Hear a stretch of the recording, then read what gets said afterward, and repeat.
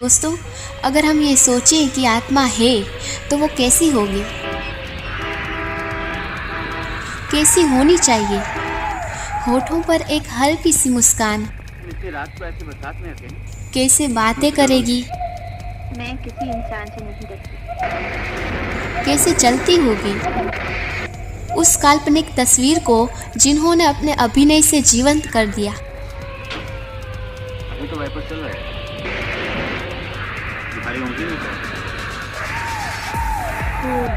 मुझे खून अच्छा लगता है।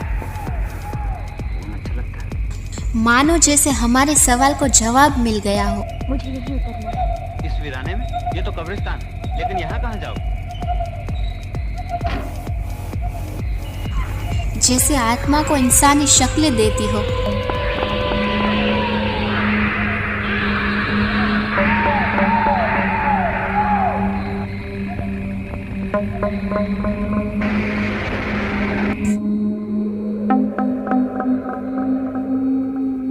उस लड़की की शक्ल तुम यहाँ कैसे आई? मैं पूछता हूँ कौन हो तुम? हम भी रो देंगे ना, आए ना बात आई। दोस्तों, मैं ये वीडियो अपने सब्सक्राइबर्स दोस्तों के कहने पर बना रही हूँ। अगर आपको हमारा ये वीडियो पसंद आए तो हमारे चैनल को सब्सक्राइब कीजिए, लाइक कीजिए और शेयर कीजिए। अपने ज़माने की लोकप्रिय टॉप अभिनेत्री के बारे में, जिन्हें मिस्ट्री गर्ल भी कहा जाता है। उंगली पे क्या हुआ? कह दो कि तस्वीर के लिए पेंसिल बनाते हुए अक्सर कट जाती है। कह दो कि तुम्हें खून पसंद है।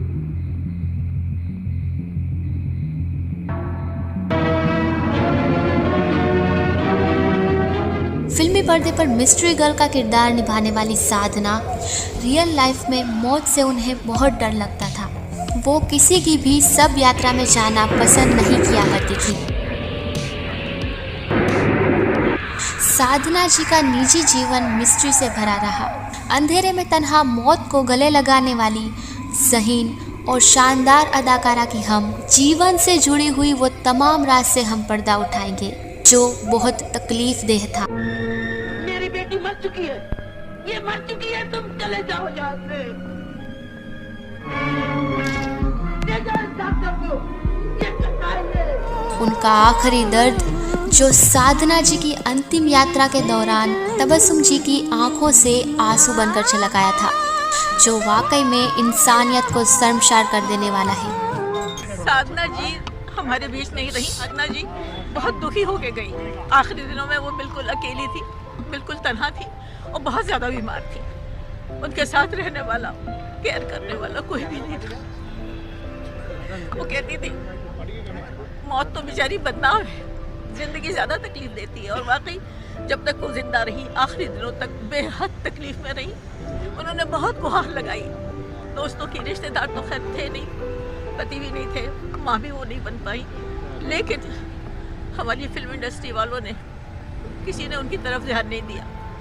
मुझे इस बात की बड़ी तकलीफ होती है कि जब भी कोई खुशी का मौका होता है सब पहुंच जाते हैं, थोड़ी बहुत शर्म हो तो अंतिम संस्कार में भी आ जाते हैं, लेकिन ज़ाती ज़िंदगी में पर्सनली कौन आदमी या कौन औरत कैसे जी रही है, हालात में जी रही है, कोई खबर नहीं लेता। मैं बस, मेरे से बोला नहीं जा रहा है। Thank you ma'am. ये दुनिया वालों, थोड़ा होश में आओ। उन लोगों को जो जिंदगी भर तुम्हें एंटरटेन करते रहे, ये मैं नहीं बोल रही हूँ, साधना जी ने कहा था कि मैं जिंदगी भर एंटरटेन करती रही।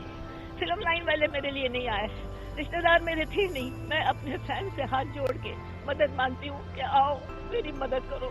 मैं बहुत दुखी हूँ, मैं बहुत बीमार हूँ, मुकदमे चल रहे हैं, किसी ने मदद नहीं की मेरी। यहाँ पे फिर एक शेर मुझे सुनाना है कि आदमी के साथ उसका खत्म किस्सा हो गया, आदमी के साथ उसका खत्म किस्सा हो गया। आग ठंडी हो गई, चर्चा भी ठंडा हो गया, लेकिन अफसोस इस बात का है कि ये जिंदा थी, कि अब तक नहीं आई थी, फिर इनका चर्चा ठंडा हो गया था, जो उनके लिए सबसे बड़ी तकलीफ की बात थी। 60 के दशक में हिंदी फिल्म इंडस्ट्री को एक ऐसे बला की हसीना मिली जिसने एक मुसाफिर को तो अपना दीवाना बनाया ही, पर इसके साथ साथ पूरे हिंदुस्तान को अपनी खूबसूरत अदाओं, अपनी खूबसूरत आँखों का दीवाना बना दिया। छलके तेरी आँखों से शराब और जिया। उनके बारे में ये बात मशहूर रही कि उनके लब खामोश रहते लेकिन उनकी आंखें बोलती थी।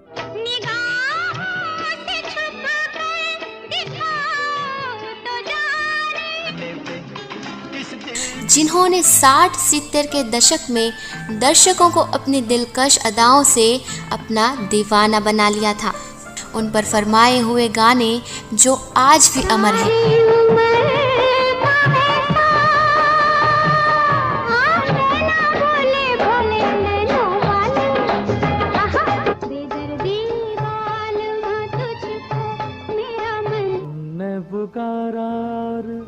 हम चले आए दिल हथेली पर ले।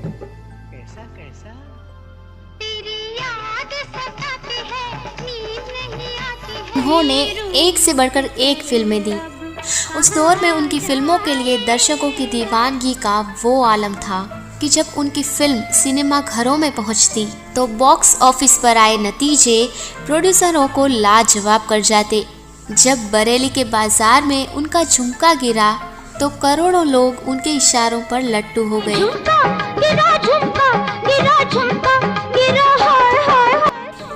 वो नगमा जिसने देश भर के नौजवानों को बेचैन कर दिया। वो दौर था जब हीरो के स्टाइल पॉपुलर हुआ करते थे। साधना ऐसी पहली हीरोइन रही जिनका हेयर स्टाइल उनके नाम पे साधना कट रखा गया। दरअसल ये हेयर स्टाइल रखने का सुझाव आगे जाके उनके पति बने नैयर जी ने ही दिया था, और आर.के. नैयर ही वो इंसान हैं जिन्होंने साधना की पहली फिल्म के लिए उनका हेयर स्टाइल चेंज करवाया। आपने मेरे बाल क्यों काट दिए? उन्होंने साधना के लिए हॉलीवुड एक्ट्रेस ऑड्रे हेवन का हेयर स्टाइल एडॉप्ट करने की सलाह दी।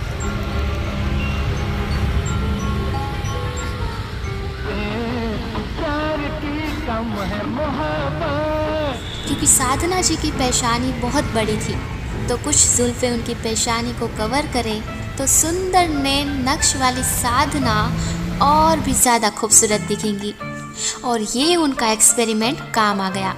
इस तरह से उन्होंने नया ट्रेंड स्टार्ट किया। जिस फिल्म के रिलीज होते ही ये हेयर कट साधना का ट्रेडमार्क बन गया और इसे साधना कट के नाम से जाना जाने लगा।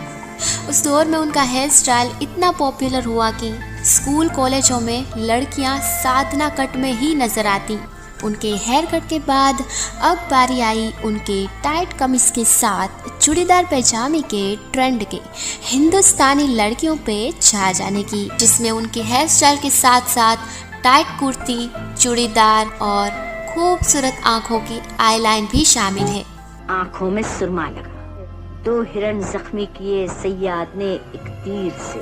हालांकि जब साधना ने इस ड्रेस के बारे में यश चोपड़ा जी से बात की थी तो वो शुरू में थोड़े से इनसिक्योर लगे, पर अपने फैशन डिजाइनर भानु आथिया की मदद से साधना ने जब यश जी को इसका सैंपल दिखाया तो वो खुशी से मान गए, और ये ट्रेंड बाद में 70 के दशक की कई हीरोइंस ने अपनाया। साधना के उस दौर के बड़े हीरोइंस के साथ भी जोड़ी खूब जमी, जैसे कि सुनील दत्त, राजेंद्र कुमार, देवानंद, मनोज कुमार, समी कपूर, फिरोज खान और संजय खान भी शामिल हैं। उन्होंने पर्दे पर जिस तरह का किरदार निभाया, चाहे वो गांव की गोरी का हो या शहर की फैशनेबल लड़की का, हर रूप में ऑडियंस ने उन्हें खूब पसंद किया और उनकी हर फिल्मों ने बॉक्स ऑफिस पर धमाल मचाया। 2 सितंबर 1941 में कराची सिंध में पैदा हुई ये खूबसूरत सी नन्ही परी, और इस परी के पिता ने इस परी का नाम अपनी उस दोस्तों, आप समय की सामने जो घर फेवरेट देख रहे हैं वो अदाकारा साधना और जी का घर है। डांसर आप देख सकते साधना हैं इस बोस वक्त के नाम पे रखा। घर उनका बंद है। यहाँ पर रहा करती थी साधना जी। साधना 1947 में भारत के बंटवारे के वक्त इनका परिवार मुंबई शिफ्ट हो गया। साधना बचपन से ही एक्ट्रेस बनना चाहती थी और उनके सपने को साकार करने में उनके पिताजी ने उनकी मदद की और महज 15 साल की उम्र में साधना को राज कपूर साहब की श्री 420 के गाने मुड़मुड़ के ना देख मुड़मुड़ के में एज अ कोल्स डांसर काम मिला। इसके 3 साल बाद साधना की बतौर एक्ट्रेस पहली फिल्म आई सिंधी में, जिसका नाम था अबाना। इस फिल्म में साधना ने एक्ट्रेस शीला रमानी की छोटी बहन का किरदार निभाया और इस फिल्म के लिए साधना को 1 रुपया मेहनताना मिला था।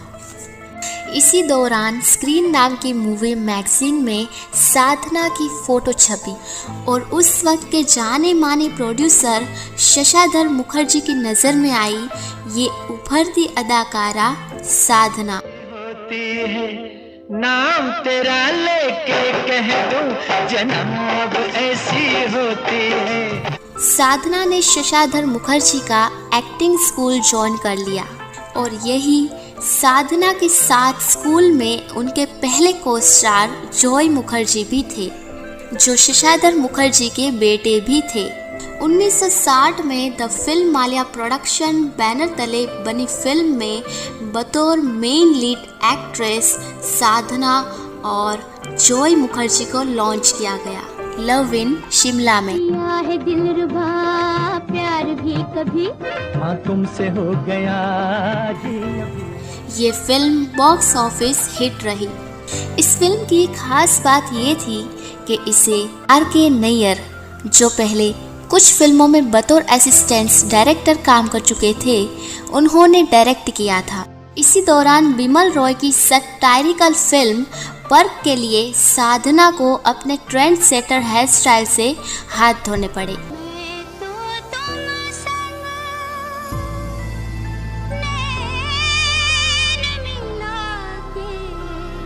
क्योंकि इसमें साधना का रोल एक गांव की सीधी साधी लड़की का था और इस फिल्म ने कई अवार्ड भी जीते। इसके बाद 1961 में देवानंद साहब के साथ एक और हिट फिल्म आई हम दोनों। इसमें साधना ने अपने ट्रेडमार्क हेयर स्टाइल को फिर से अपनाया। इस ब्लैक एंड वाइट फिल्म को साल 2011 में रंगीन बना के दोबारा रिलीज किया गया। इस फिल्म का गाना अभी ना जाओ छोड़ के ये दिल अभी भरा नहीं एवरग्रीन गानों में से एक है। छोड़ कर के दिल अभी भरा नहीं। इसके अलावा 1962 में फिर ये जोड़ी दिखाई दी ऋषिकेश मुखर्जी की फिल्म असली नकली में। तुझे जीवन की डोर से बांध लिया है, शिमला चुनी गई है मिस सोनिया। साधना के एक ब्यूटी कॉन्टेस्ट जीतने में उन्होंने फिल्म माल्या के साथ 3 साल का कॉन्ट्रैक्ट किया और ये फिल्म्स का contract film Mallya company Bombay की तरफ से। मुझे इस फिल्म कॉन्ट्रैक्ट मिलने की सबसे ज्यादा खुशी और इस दौरान जॉय मुखर्जी के साथ वो फिर से पर्दे पर दिखाई दी। सचमुच सोनिया ने स्टेज पर बेहतरीन एक्टिंग की है। फिल्म एक मुसाफिर एक हसीना में, जिसमें O.P. नैयर साहब की म्यूजिक ने 4 चांद लगा दिए और इस फिल्म के गाने सुपर हिट हो गए। क्या ये मेरी समझ में ना आए, बहुत शुक्रिया। साल 1963 में डायरेक्टर H.S. रावल की टेक्निकलर फिल्म आई मेरे महबूब, जिसमें साधना राजेंद्र कुमार के साथ दिखाई दी और ये फिल्म उस साल की ब्लॉकबस्टर रही। एंड शार्ट के दशक की टॉप 5 फिल्मों में इसका नाम शुमार हुआ।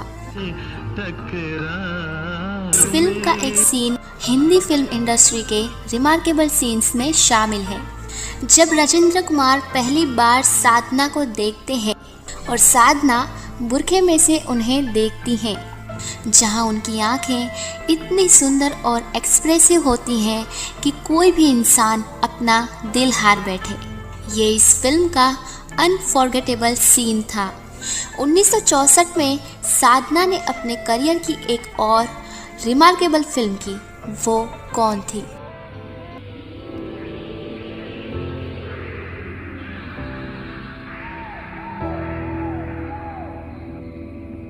जिसमें उनका डबल रोल था। उसके पीछे मत जाइए, संध्या मैम। मनोज कुमार के साथ इस फिल्म के लिए साधना को उनकी पहली फिल्म फेयर नॉमिनेशन भी मिली।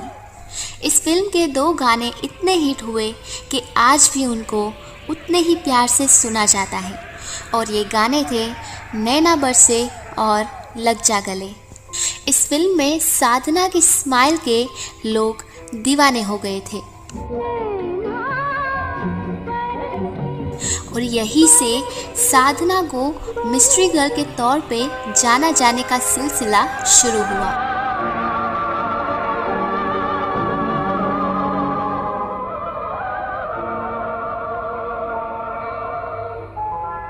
जो 1966 में आई फिल्म मेरा साया और 1967 में आई फिल्म अनीता में बात दस्तूर जारी रहा।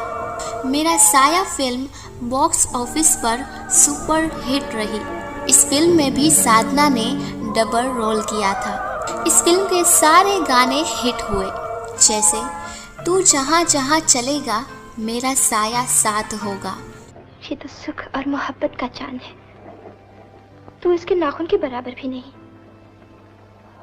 नैनों में बदरा छाए, लेकिन साधना द्वारा किया डांस नंबर जिसे सरोज खान ने कोरियोग्राफ किया था। झुमका गिरा रे बरेली के बाजार में, झुमका गिरा रे बहुत ज़्यादा फेमस हुआ था। कहा जाता है कि सिनेमा हॉल्स में लोगों ने जब ये गाना देखा तो वो इससे इतने खुश हुए झुमका गिरा रे बरेली के बाजार कि उन्होंने स्क्रीन की तरफ सिक्के तक उछाले।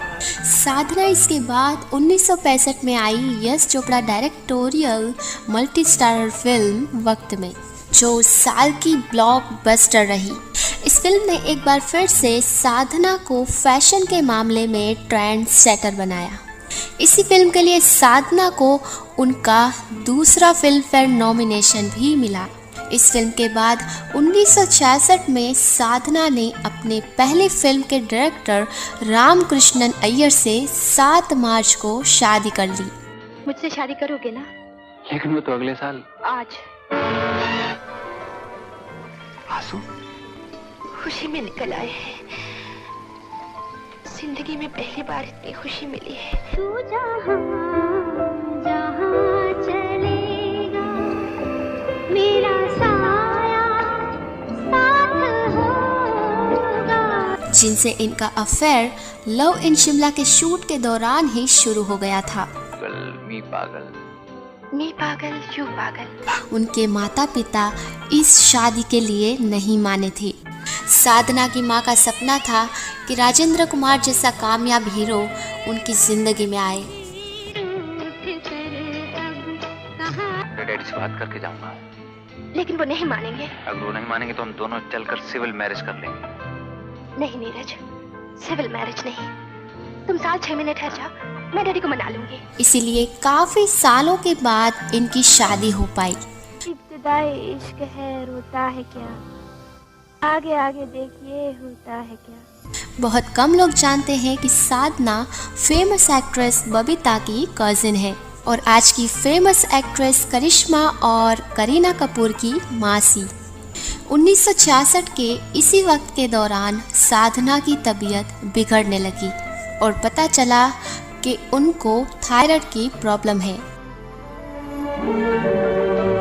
और इसके लिए साधना ने अमेरिका में बॉस्टन के एक हॉस्पिटल से इलाज करवाया और इसके बाद इंडिया वापस आते 1969 में उन्होंने इंतकाम और एक फूल दो माली जैसी 2 हिट फिल्में दी। इसके बाद 1974 में गीता मेरा नाम फिल्म में उन्होंने एक्टिंग के साथ साथ डायरेक्शन भी की।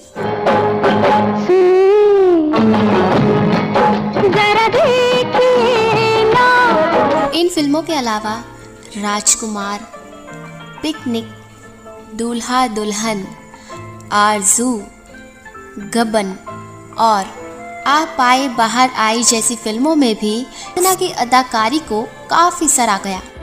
इलाज के बाद भी साधना की बीमारी के निशान उनके चेहरे पे साफ दिखाई दे रहे थे।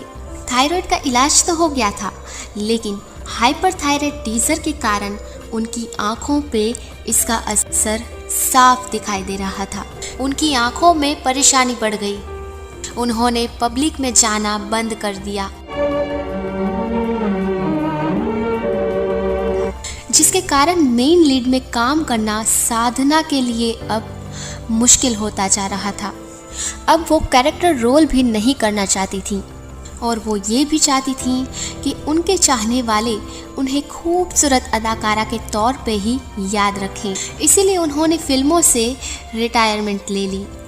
लेकिन उन्होंने अपने हस्बैंड के साथ प्रोडक्शन कंपनी बनाई और 1999 में एक फिल्म भी डायरेक्ट की, जिसमें डिम्पल कपाडिया हीरोइन थी। लेकिन इसके बाद साधना ने 1994 में फिल्म इंडस्ट्री से बिल्कुल ही संन्यास ले लिया।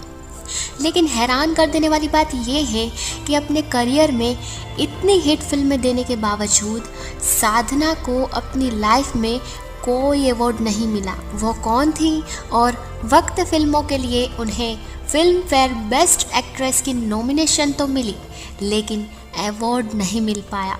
साल 2002 में साधना को international Indian film academy Arfa की तरफ से लाइफ टाइम अचीवमेंट अवार्ड से नवाजा गया। किसी दौर की खूबसूरत हसीना, जिसकी स्टाइल को हिंदुस्तान की कई लड़कियों ने अपनाया, जिसके पीछे दुनिया दीवानी थी, लोगों से दूर रहकर एक गुमनाम सी जिंदगी जी रही थी और किसी तरह की फोटो तक भी नहीं खिंचवाना चाहती थी। उनकी निजी जिंदगी में कुछ भी अच्छा नहीं था। एक अधूरापन हमेशा उनके साथ रहा। वो कभी माँ नहीं बन पाई, उनकी गोद सुनी रही। लोग औलाद के लिए क्या कुछ नहीं करते। मैं जानती थी इतना सुख मेरे भाग में नहीं है।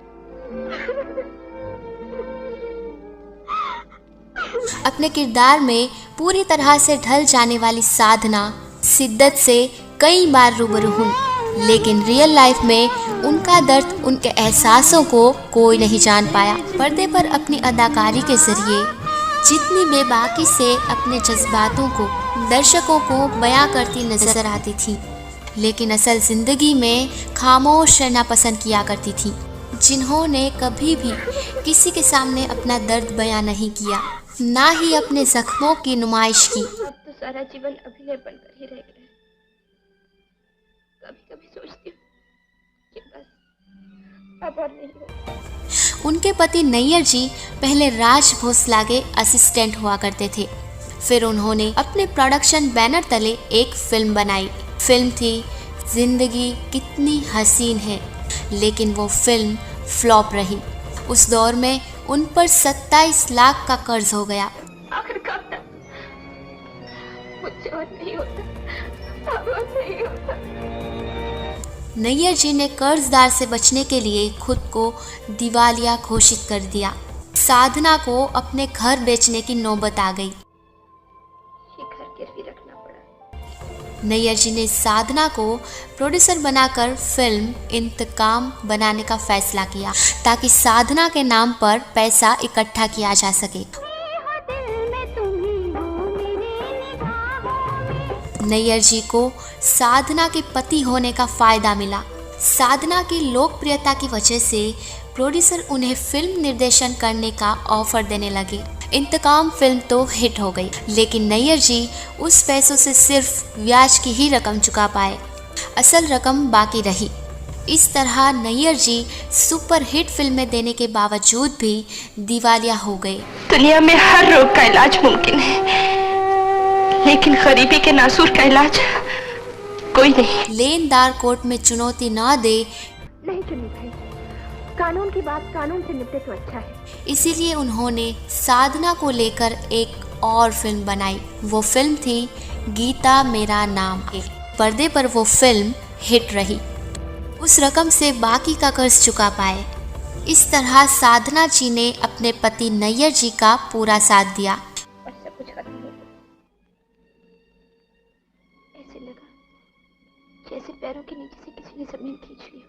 एक वक्त आया कि साधना अपनी निजी जिंदगी में सिमटने लगी। अपनी शादीशुदा जिंदगी में ज्यादातर बुरी यादें भी लफ्ज बनकर कभी उनकी जुबान पर नहीं आई। क्या बता सकते हैं, भगवान ने इतना बड़ा बोझ ये अभिनय मेरे सर पर क्यों ला दिया। उनके पति नैयर जी को अस्थमा था, इसीलिए वो अस्पताल पहुंचने से पहले साल 1995 में साधना को इस दुनिया में अकेला छोड़ के चले गए। वो सितमगर वक्त की चोट थी जिसे साधना कभी उभर ही नहीं पाई। बीती हुई बातों को दोहराने से क्या फायदा। आप मुझसे कुछ न पूछे तो अच्छा है। कपूर खानदान से करीबी रिश्ता होने के बावजूद अपनी चचेरी बहन बबीता साधना से दूर रहीं।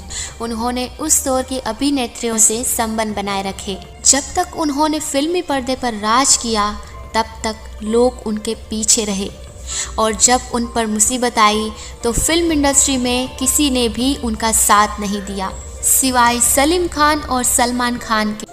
साधना आंटी दीपिका पादुकोण या कटरीना कैफ होती या करिश्मा कपूर होती तो आप लोग तो पहुंच जाते हैं कैमरा वैमरा सब लेके।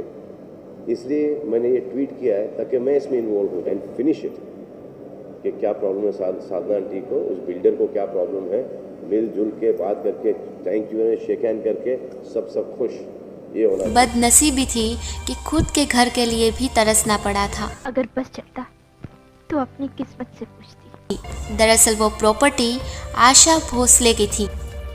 जिस घर में साधना रहती थी उस घर पर केस चल रहा था। दरअसल साधना जिस ग्राउंड फ्लोर पर रह रही थी उसे खरीदने के लिए उसी बिल्डिंग में रहने वाले एक बिल्डर ने आशा भोसले को बहुत बड़ी प्राइस ऑफर कर चुका था। तब साधना को उस प्रॉपर्टी से निकालने की कोशिश करने लगे। साधना को उस प्रॉपर्टी से निकालने के लिए उन्हें इतना परेशान किया जाता था कि उन्हें अपने ही गार्डन में और छत पर जाने की परमिशन नहीं थी। फिर साधना ने बिल्डर के खिलाफ केस किया। फिर आशा भोसले ने भी साधना पर केस कर दिया। मैं कितनी अभागन हूँ। जिस उम्र में उन्हें हेल्थ का ध्यान रखना चाहिए था, आराम करना चाहिए था, उस टाइम में उन्हें कोर्ट के चक्कर लगाने पड़े कि मुझ बदनसीब के चले जाने से आपको कुछ सुख तो मिलेगा। उन्हें आखिरी वक्त में कोर्ट कचहरी का सामना करना पड़ा। तकदीर ने मुझे बहुत जलील किया है। अंतिम दिनों में गुमनामी में रही। उनका अपना करीबी कोई नहीं था। मैं ऐसी तो नहीं कि आपको याद आ सकूं, लेकिन कभी गलती से मेरी याद आ जाए तो बदनसीब समझकर क्षमा कर दीजिएगा। दरअसल साधना जी कहती थी कि मैंने अपनी जिंदगी से समझौता कर लिया है। किसी से कोई उम्मीद नहीं, ना ही रिश्तेदारों से और ना ही दोस्तों से। उन्हें आखिरी दिनों में अपनी सर्जरी भी करनी पड़ी थी। उसके बाद वो ज्यादा दिनों तक जिंदा नहीं रही। उनकी अकेले डेथ हुई। आखिरी वक्त में उन्हें अस्पताल में ले जाने वाला भी कोई नहीं था। ये मर चुकी है, तुम चले जाओ यहाँ से।